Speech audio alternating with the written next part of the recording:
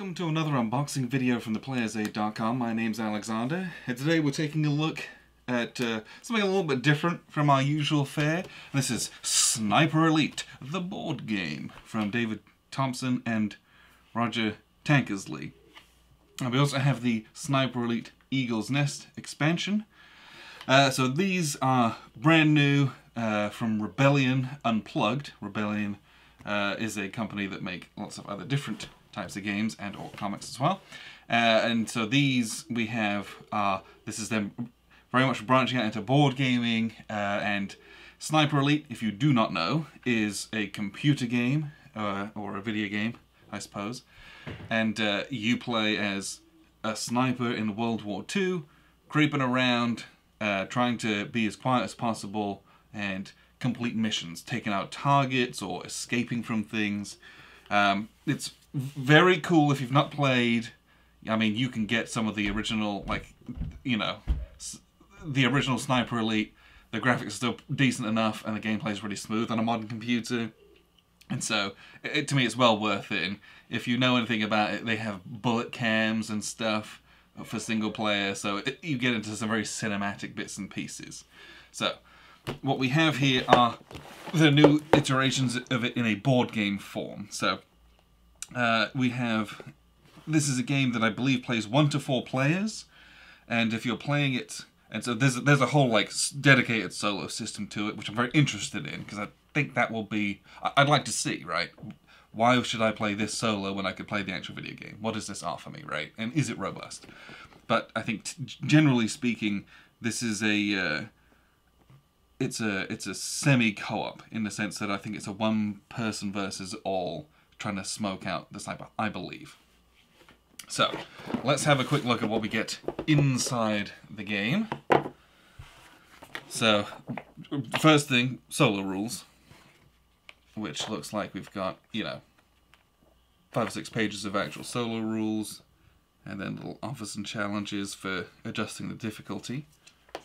Then we have the main rules, and these are much less wargamey than many of the other war games out there. This is very much like a regular board game rulebook. So it's full color, lots of examples, lots of illustrations in it. And then we have some punch boards, which are wow, okay. I was trying to split these up. These are incredibly thick. That is, like, this is the size of a game board. So there's just the one punch board, it looks like. Okay, so this track, I believe, is for the solitaire rules. So it's going to have some AI cards and bits and pieces on there. Looks like there's maybe a turn track on the back of that. And so these punch boards here, so we've got some solo defenders, solo sniper rules. So maybe you can solo both sides, that would be good. Some target markers. These are probably noise markers, ammunition, things like that. So we will go through those. So then we have here, there's 2 of these smaller boards, and I believe that those correspond to the main board, which is double-sided. And so I think you're going to have secret movement on here from the sniper, and then regular, all the other players playing on here trying to find them. It's that kind of the Spectre Ops style, moving around trying to find where they are. Oh, there's some noise over here, let's go over there. Oh, we found them. Then wherever that player's on this board, that's where they pop up on the main board, I believe. So these are single-sided. These are full glass, though. But the main board isn't. The main board is regular board, and it is dual-sided, which do correspond to those smaller boards. So I think we have here, looks like the inside of a big warehousey type thing. Is this a small boat? Looks like it might be. And then the reverse side is more of a larger complex of a sub-pen. So you've got rail lines coming in, it looks like some sidings there. And then up here you've got a big U-boat that's docked over here. And then some buildings in between, and there's like roads with like some snowy effect on them as well. So that's the board.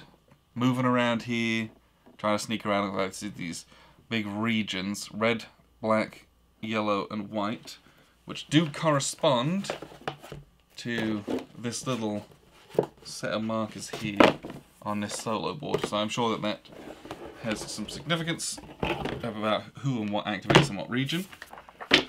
And everything else in here, so very nice custom insert. Is this taped down? No. But it has little indentations in the corner so that it doesn't quite, but basically clips on. So you could pick it up by the lid and that's pretty secure.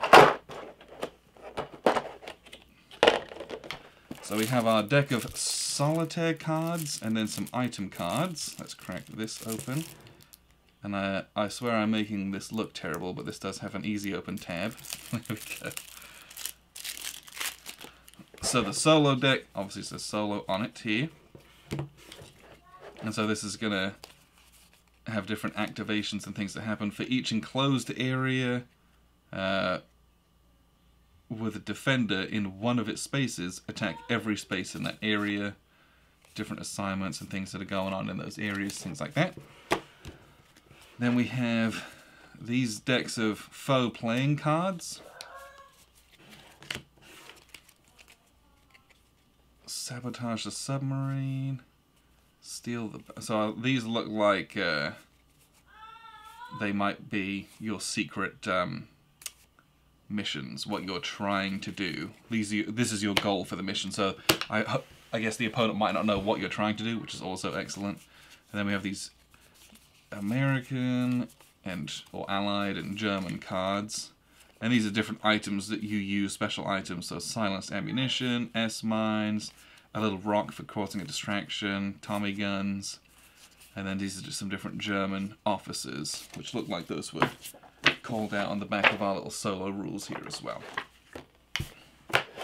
And we have some plastic cubes, not wooden ones, these little plastic ones. Again, those are going to correspond to those regions on the board. Some clear plastic cubes. These are slightly larger. Little die with some, what do you call those? Epaulets? No. The little officer markings. That's a terrible bastardization of what those are called. But you know what I mean. And then we have these small little rings for identifying the miniatures, presumably also based on areas. So we'll look at the miniatures here in a second, because they do come with a wash on them, which is very nice. We have a bag for presumably holding maybe cubes in it, or maybe those discs, the cardboard tokens that were on this punch out here, potentially. And there is a marker. So that's why those other maps are glossy. That looks like a substantial marker. Instead of putting counters and pieces on here, you're probably going to mark things off on this board. Maybe the areas you've cleared or moved to. That would be very interesting. So, the miniatures. Well, let's pop some of these out. These are quite deep wells. If I can get them out. And these look to all be Germans. So this is a little bit... So, this is the sniper player. He's kind of in a running pose and the sniper is slung over his back. You can see they've got a wash on them so that you can see some of the details and the relief on the miniatures. And here's some of the German ones. We've got some soldiers in firing or walking positions, and then an officer as well. And those are very nice looking miniatures, especially considering what they are as well. And there's a whole bunch of those. So I'm very and you know, they slot into these nicely.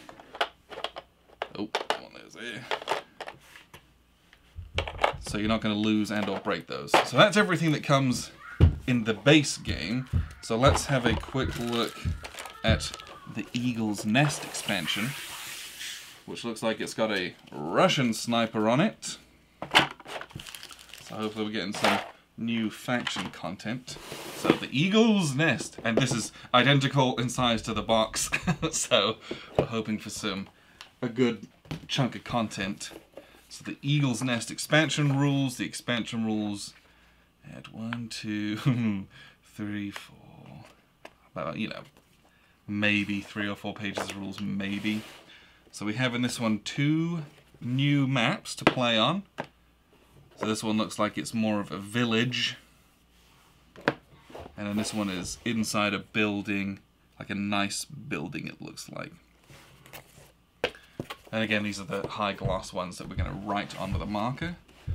So real quick, let's look at the board in full Technicolor. Alright, so this is the inside of the building. If you've ever played Mansions of Madness, you might have some flashbacks to that. Obviously, you know, big grand piano, a little walkway down to some toilets, a little kind of a meeting room, dining room, kitchen area. In the back of it is this large village in kind of a, you know, summertime, late summertime, so you got these nice fields, and like a darker forest over here, and a river going to what I presume is a waterfall over on this side as well. So that's that map. And then in this one we have more sniper miniatures. So there's another solo deck. That's very interesting. Oh, and these are labelled. Oh, that's cool. Were the other ones labelled? No. So, more solo AI cards. So, these ones are going to correspond to these maps. Then we have these green playing cards and these bluish ones. So the bluish ones, so maybe there's multiple, and these are again the different kind of secret objectives. Plant the Valkyrie bomb. Oh, is that what this is?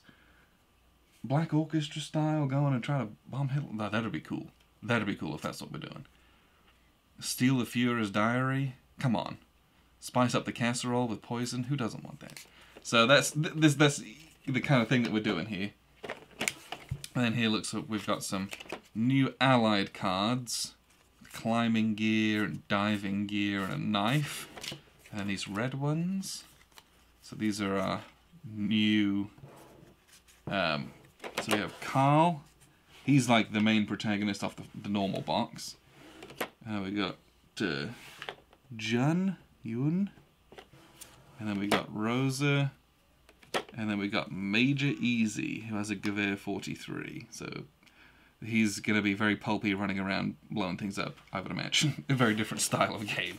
But each of those has a miniature. And these ones are, they're embossed in the box. Their names are. Just for fun, I guess. Because they can only go in the places that they can go. So he's this guy here. And then there. Nice little miniatures. These are small, probably, gosh, I don't know, maybe 1/72 scale. Probably about 20 millimeters is what I would say. But they're very nice, and the wash on them is a really nice touch, and I do like that. But that's what you get in this expansion. There's nothing else in here. No, there is not. So this is more missions and more maps. And this looks like a different style of mission as well, which is interesting. A bit more going in. Hopefully we get to go and plant a bomb under the big desk and end the war much quicker than it did. So that's everything that you get inside both Sniper Elite and the Sniper Elite expansion, which I've put in upside down because I'm amazing, called Eel's Nest. So if there's something you're interested in, feel free to check it out. The video game's a blast, and I've played, I think I'm on the 3rd one now. They're great, they're tense, you're creeping around, sneaking around, trying not to get caught, trying to take the one shot that's going to, you know, do what you need it to do, or sneak into one place and silently and stealthily move around. So I'm interested to play it. We're going to crack this out probably over the next little bit. I think we've actually have a game of this kind of set up already, so check it out if you're interested. There'll be a full review of this coming very soon, so let us know if you've played it, what you think, and if it, you know, corresponds well to the video game. I appreciate you tuning in. I've been Alexander from theplayersaid.com.